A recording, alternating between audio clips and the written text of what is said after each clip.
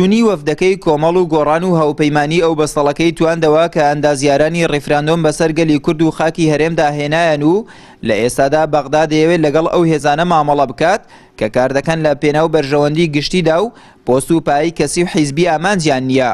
شەقام و چاودێرانی ڕەوشی سیاسیش ئەم سەردانە بە هەنگاوێکی ئەرێنی ناو دەبن و دەخوازن ئەو بەرەیە فراوانتر ببێت و خەڵکی کوردستان لەو دۆخە دژوارە دەرباز بکەن. هەنگاوێکی زۆر گرنگ بوو. ئەمە مەطلب و داواکاری زۆربەی خەڵکی کوردستانە لە بنەڕەتدا لەوانەیە زۆر زار قسە لەسەرەوە بکرێت ئەوانە وەفدێکی حیزبین ڕاستە ئەمانە پێکاتیان بریتین لە سێ قەوارەی سیاسی سێکیانی سیاسی لە هەرێمی کوردستان بەڵام لە بنەڕەتدا ئەم وەفدێکی حیزبی نییە. ئەم وەفدەکە دەچێت سەردانی بەغدا دەکات.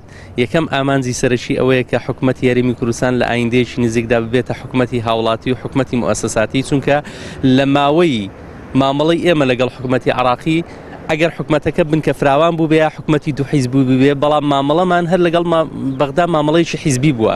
بۆیە لە بنەڕەتدا چوونی ئەو سێ قەوارە سیاسیە بۆ بەغدا بۆیە کە مەسەلەی حیزبایەتی لە مەسەلەی عیلاقی بەغدا و هەرێم دەرکەن. ئێستا پارتی و یەکێتی دوو حیزبی فەرمانڕەوای هەرێمی کوردستان بوون مامەڵەیان بە هەموو شتەکانی ئەو وڵاتەوە کردووە. ومێدەوارین ئەو تەفاهم و تێگەیشتنەش لای بەغدا دروست بوو بێت کەسی دیکە مامەڵە لەگەڵ کۆمەڵە کەسی بەرپرسی ناوە حیزبانە نەکا. هەرێمی کوردستان لە ئاستێکی زۆر خراپی بژێوی خەڵکدایە پێویستی بە چارەسەری بنەڕەتی هەیە. ومێدەوارین هەوڵی ئەو سێ پارتە بەردەوام بێت. وەفدی حیزبی سووە بەڵام داوای بەرژەوەندی خەڵکی کوردستانی کردووە، داوای موچەی خەڵکی کردووە، داوای مستحقەتەکانی کۆمەلگای کوردی کردووە، بەڵام پێشتر وەفدی حکومی دەسوو بەڵام داوای بەرژەوەندی حیزبەکانی دەکرد، داوای پۆست و پلۆپایی دەکرد بۆ مەرانی حیزبی کە ئەمەیان بەداخەوە زۆرتر زەڕبەی لەگەلی کووردا. مامۆستایەکی زانکۆش دەڵێت لە ماوەی ڕابردوودا یەکێتی و پارتی سەرکەوتوو نەبوون لە بەستنی پەیوەندیەکی دروست لەگەڵ بەغدا و لە پێناو بەرژەوەندی گشتیدا کاریان نەکردووە. بۆیە لە ئێستادا حکوومەتی عراقی دەیەوێت مامەڵە لەگەڵ ئەو هێزانە بکات کە عقڵیەتی سیاسەتکردنیان جیاوازە و دیدێکی نیشتیمانیان هەیە بۆ چارەسەرکردنی کێشەکانی هەرێم و بەغداد. ساڵانێک ئێمە دەبینین وەفدی حیزبی دەسەڵاتدار هاتوچۆیان کرد و شتەکانیان زۆر ناشەفاف بۆ ڕێکەوتن و پلانەکانیان زۆر بێبەرنامەی پێوە دیار بوو کەم و زۆر هەستمان نەکردو لە بەغدان بە ژیانی ڕۆژانەی خەڵکی ڕنگ بداتەوە.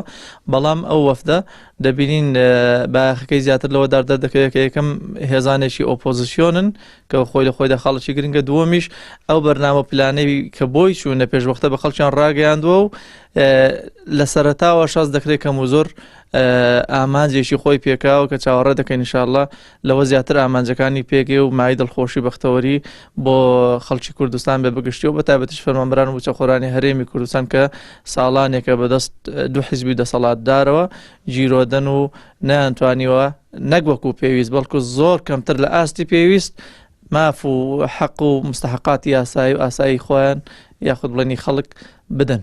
وەفدەکەی کۆمەڵ و گۆڕان و هاوپەیمانی لە ئاستی باڵای حکومڕانانی عراقەوە پێشوازیان لێکرا و تەواوی دیدار و گفتوگەکانیش بە ئاباری ئەرێنیدا بۆ گەلی کورد شکانەوە و گەورەترین ئامانجی وەفدەکەش ئاساییکردنەوەی دۆخی کەرکووک و خورماتوو بوو کە لە سایی سیاسەتکردنی نادروستی یەکێتی و پارتی و هاوڕاکانیان ژیانی هاوڵاتیانیان لەو ناوچانە شێواند.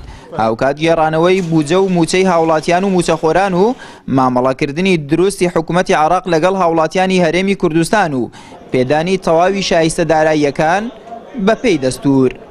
ئاراز ڕەسوڵ، کەناڵی ئاسمانی پەیام، ڕاپەڕین.